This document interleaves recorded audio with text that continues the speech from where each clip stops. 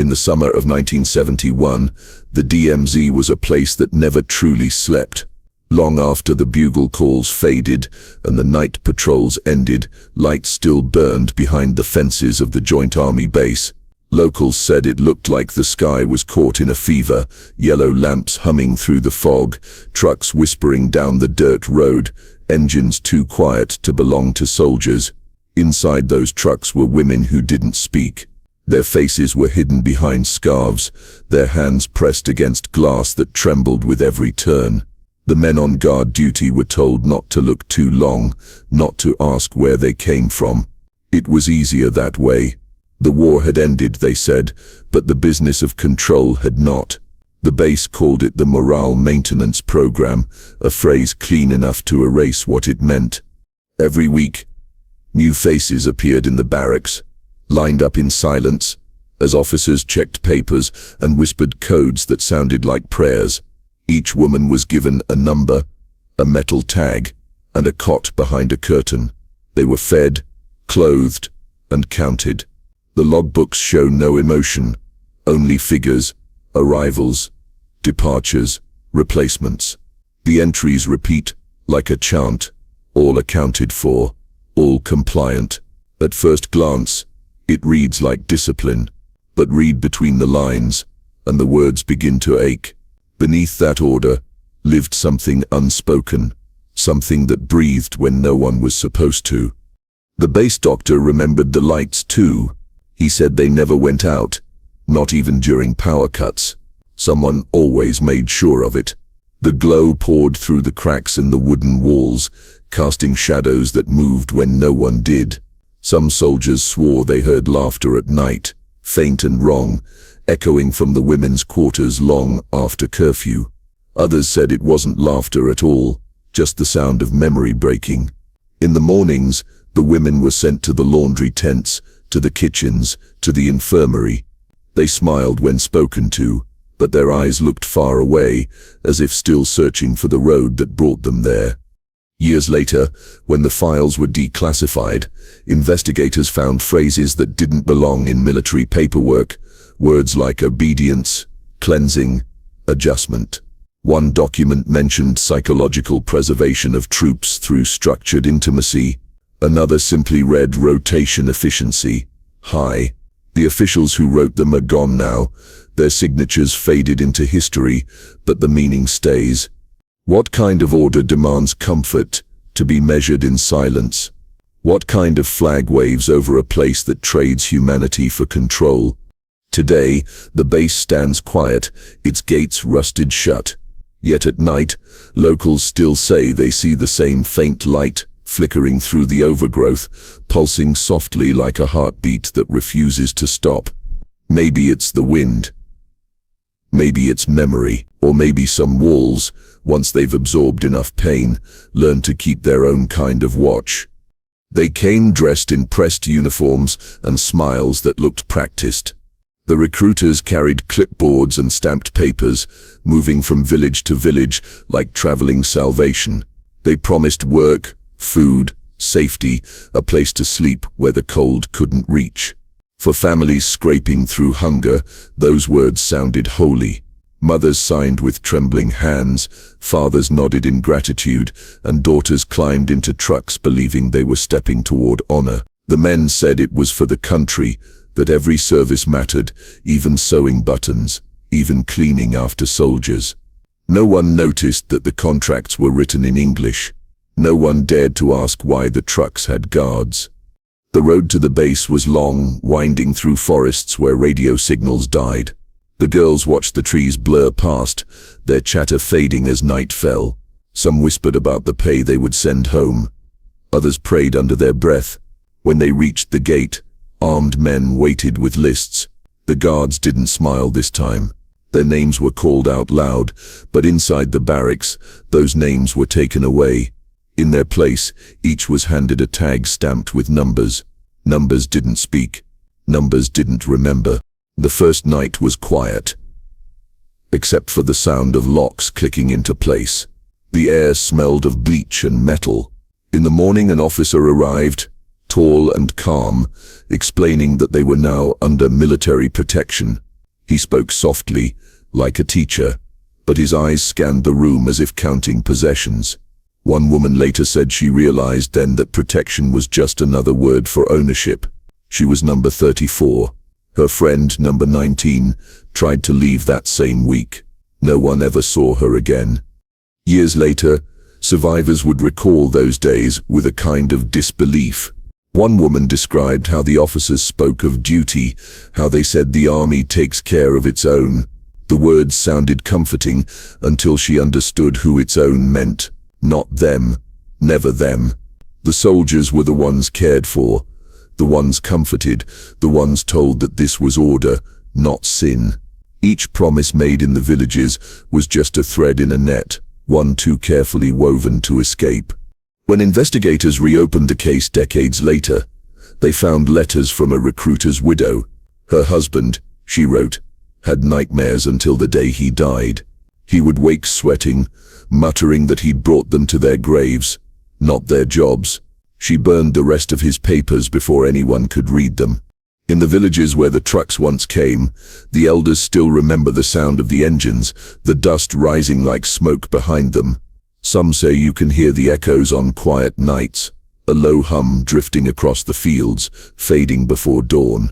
Maybe it's the wind, or maybe it's what's left of all those promises, still circling the roads they were taken on. Promises that never came back home. Inside the barracks, the air never changed. It smelled of disinfectant, sweat, and something colder, the kind of silence that only comes from fear. Every movement was timed. Every door opened and closed according to a chart pinned to the wall. The sessions, as they were called, were listed in careful handwriting, time slots, rank priority, medical clearance. The officers treated the process like a ritual. Nothing began until the ledger was signed. Nothing ended until the curtain was drawn. The women sat in rows on metal stools, hands folded, waiting for their numbers to be called. Doctors moved between them with gloves and clipboards, checking pulse, temperature, and compliance. They spoke in clinical tones, calling it routine, calling it necessary. Each woman received injections before the night, clear liquid that burned going in, leaving the body heavy and the mind slow. They were told it was for protection, to keep them from illness, to keep the soldiers safe. But after a while, the injections did something else. They softened memory. They took away the ability to feel fear in real time, leaving only the echo of it afterward. The soldiers entered quietly, one by one, as if stepping into confession. The walls were thin. The sounds traveled, a laugh, a plea, a muffled order. Those outside pretended not to hear. The base ran on obedience, and silence was its strongest rule. Commanders said it kept the men focused, that it prevented misconduct during combat. They called it moral regulation, a phrase built to erase the truth that morality had already left the room. The ledgers that survived tell a story colder than testimony. They use words like rotation, performance, adjustment. Under one section marked notes, a doctor had written, subject 27 unresponsive, recommend reconditioning drill. Another line, in red ink, reads, excessive emotion, reduced dosage. To anyone else, it would look like maintenance reports. To those who lived it, each line was a scar written in ink. Years later, psychiatrists would study these files and call the system ritualized trauma, as if giving it a name could contain it. They said repetition had turned cruelty into ceremony, but the survivors knew better. It wasn't ritual. It was power, stripped down to its rawest form, repeated until it no longer looked like violence, just procedure. One woman recalled the sound of boots walking away after each session, steady and calm, like nothing had happened. She said that sound haunted her more than the pain. When dusk came, every door was locked from the outside, the lights dimmed, and the women lay in rows, staring at the ceiling until the hum of the generator drowned out thought. Some prayed, some counted the breaths between footsteps. Outside, the officers checked their watches, their reports, their ranks. Inside, the silence grew heavier, pressing down like another kind of uniform. And in that quiet, the base kept its secret, not in shadows, but in routine. Once a month, the air inside the barracks grew tighter. The women always knew when the inspection was coming. The corridors scrubbed raw, the sheets replaced, the faint smell of alcohol and perfume blending into something sickly sweet. The officers arrived early, their boots echoing in perfect rhythm, followed by doctors with clipboards and syringes gleaming under the light. Officially, it was called a health inspection. Unofficially, it was ceremony, a ritual meant to remind everyone who belonged to whom. The officers walked slowly between the rows of women, eyes moving like searchlights. Each woman was required to stand straight, hands at her sides, eyes down. To look up was to challenge order. To cry was to fail inspection. Doctors recorded everything: pulse rate, body weight, compliance percentage, emotional response. Words like discipline level satisfactory and attitude improving filled the reports. A perfect inspection meant calm silence, obedience. But sometimes a woman's breath came too fast, or her eyes lingered too long on the door. Then the sedation team would step forward, needles quick, expressions blank. The others were told not to move, not to react. The body would be carried out quietly, the floor wiped clean, and the inspection continued as though nothing had happened. One lieutenant, young and newly assigned, began keeping a journal. He wrote about the strangeness of it all, how the women's faces seemed to blend together, how their silence followed him even off duty. He wrote that the inspections felt rehearsed, like theater, everyone pretending not to see what they saw. Then one night, after an inspection ended, he heard engines starting outside. Through the slats of the barracks window, he saw men loading covered shapes into an unmarked truck. He counted 3, maybe 4. The next morning, the truck was gone, and the women from those bunks were not listed in the report. His journal was small, leather-bound, its pages filled with neat handwriting that grew shakier as the days went on. He described the next inspection with unease, noting new names on the roster, new arrivals who wouldn't meet anyone's gaze. His last entry, written in rushed pen strokes, reads, "Tomorrow's inspection includes new arrivals." After that, nothing. No more entries, no reassignment notice, just silence. When the journal was found years later, in an abandoned locker at the base, some of the ink had bled through the pages, as if soaked by water or sweat. The stains had spread, dark and uneven, like fingerprints pressed too hard. Investigators could never determine what happened to him, or to the women who disappeared that night. The military called it rumor. Historians called it omission. But when one of the surviving nurses was shown the journal, she whispered only one thing before turning away: he kept writing, just not on paper. And for a long moment, the room went quiet, as if even the walls were listening. By the end of 1971, something inside the base began to fracture. The air around the fences grew restless, the soldiers quieter, the women thinner, their eyes too hollow to hide the truth anymore. Rumors moved faster than the wind, whispers passed through laundry lines, down empty hallways, and into the ears of those who still cared to listen. Among them was a nurse named Sue Jin. She had been stationed near the medical wing, tending to both soldiers and women, her uniform spotless, her posture perfect. But beneath that calm, she carried a secret that refused to die. At first, she wrote small notes, folded scraps of paper hidden inside pill bottles and discarded food crates. She sent them to Seoul, to newspaper offices, to human rights groups that barely existed yet. Her handwriting trembled, but her words were steady. She wrote about the inspections, the injections, the women who vanished after failing to comply. She wrote about the ledger that listed them as expended resources. In one letter she called the base a factory of silence. In another she said, "They told us it was for discipline, but it felt like worship." No one printed her letters. No one replied. But they didn't disappear. They were read. And once words are read, they never truly die. Within a week, the nurse was gone. Her quarters were cleared, her files reassigned, her name erased from the roster. The official report said she was transferred, though no one ever found the new assignment. That same week, an internal audit was launched to review morale expenditures. The auditors arrived, set up their offices, and began interviewing staff. 2 days later, their building caught fire in the middle of the night. The flames spread too fast, the alarms too slow. When the ashes cooled, every record was gone, except one metal cabinet found in a nearby stream. Its lock had melted shut, but when pried open years later, it was empty. For decades, the story remained buried under paperwork and denial.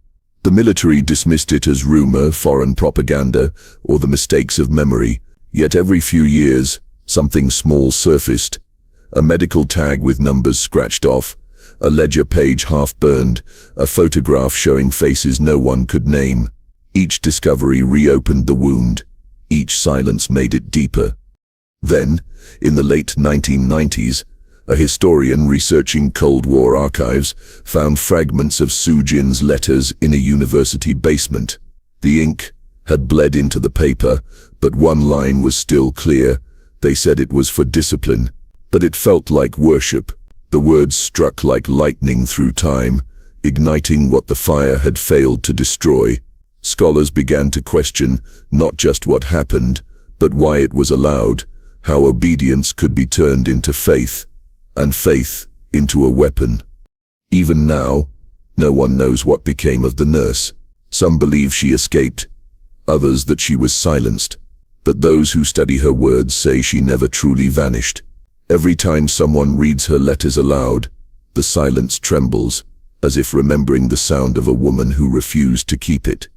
In 1999, long after the fences had rusted and the barracks had collapsed into weeds, a humanitarian task force arrived in the countryside to find what history refused to see. They carried notebooks, cameras, and translators, moving through forgotten villages that never made it onto maps. The people there lived quietly, faces lined by years of sun and silence. When asked about the base, most turned away. Some shook their heads, others simply said, "Don't ask." But one woman agreed to speak. She called herself Hannah. No last name, no record, no proof she ever existed in the army's files. Only her voice, thin, trembling, but unbroken. She said the soldiers made them sing before every session, not songs of joy, but hymns translated from the chaplain's books. The words were meant to sound holy, but to her they felt like surrender. The men believed it calmed them, the rhythm, the repetition, the illusion of consent. Hannah remembered the way the officers stood at the doorway, their hands folded as if in prayer, while the women's voices rose and cracked. The walls, she said, seemed to hum along, as though they'd memorized every note. Afterward, the hymns echoed faintly in her dreams, stitched into the silence between her heartbeats. She spoke of the final night. Explosions thundered across the horizon, a training drill, they were told, and in the chaos, a few tried to run. The guards opened fire. Hannah hid beneath a cot, the air thick with smoke and screams. When the gunfire stopped, the barracks smelled of oil and blood. The next morning, soldiers loaded bodies into trucks and covered them with canvas. They said it was debris, she whispered. But I saw hair, I saw hands. Her testimony was compared with the lieutenant's burned journal and fragments from declassified schedules. Every detail matched, the dates, the routines, even the sequence of nightly drills. Forensic teams examined the site and uncovered traces of human remains mixed with ash beneath the officers' quarters. The DNA degraded, unidentifiable, but enough to prove something had happened there. Something human, something deliberate. When reporters asked officials for comment, the military released a statement, all participants accounted for, all compliant. The phrase repeated the same words that had appeared in the ledgers 30 years earlier, no names, No acknowledgement, just the illusion of order. Hannah's interview was never broadcast in full. Her voice cracked midway through, and she began to sing, the same hymn the soldiers once forced upon her. The translator stopped, unable to continue. In the recording, you can hear her humming softly until the microphone fades to static. That tape now sits in an archive drawer, labeled Anonymous Testimony 001. Those who've heard it say the sound stays with them, not the words but the space between them. It's as if she's still waiting for someone to answer, still trying to be counted in a history that erased her twice. And somewhere inside that silence, between breath and prayer, her story keeps repeating just like the hymns did. Quiet, steady, unending. The camp no longer looks like a place men once lived. The fences are gone. The barracks collapsed into piles of rusted tin and splintered wood. Vines climb over what's left of the sign that used to bear the unit's name, swallowing the letters one by one. The wind carries the scent of iron and wet earth, a smell that never fades no matter how many rains come. Locals say nothing grows right there. The grass sprouts thin, the trees twist as they rise, bending toward the ground as if pulled by something buried beneath. Children from the nearby village still dare each other to go inside after dark. They never stay long. They claim they hear women singing, not loudly, not in any language they know, but in soft, fractured tones that come from everywhere and nowhere at once.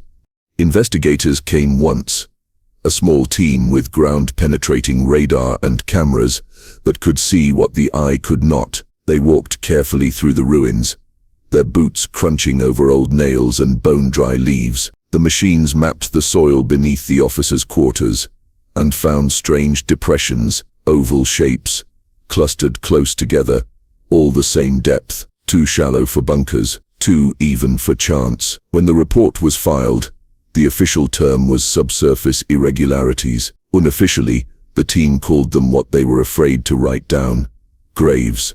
When journalists asked for further excavation, the military responded with 2 words: classified terrain. No entry permitted. The fences went back up, new and clean, with signs warning of unexploded munitions. But everyone in the village knew the real reason. No one was allowed inside. The land had already exploded once, just not with fire, with truth. At night, when the air is still, some say the earth seems to breathe. The ground shifts subtly, as if exhaling the weight of everything it's forced to hold. Those who visit alone say they feel warmth under their feet, a heartbeat under the soil. One historian who walked there during a summer storm wrote in her notes that the rain pooled in the shape of faces and that she could smell alcohol and soap, like a hospital that never closed. She never went back. A flag still stands near the main gate, its pole bent, its fabric faded to gray. It was meant to symbolize protection, duty, pride. But when the wind catches it now, the sound it makes is not a flutter. It's a low, trembling moan, like breath caught in the throat. The villagers call it the morning wind. No one speaks about the women by name anymore. Their stories have dissolved into legend, their songs into warning. But the soil remembers. It remembers the rituals, the orders, the hymns that tried to disguise horror as honor. And when the night grows too quiet, and the vines rustle though there is no wind, it feels like the ground itself is whispering back, the only truth that ever mattered. That comfort was never mercy. It was hunger, wearing a flag,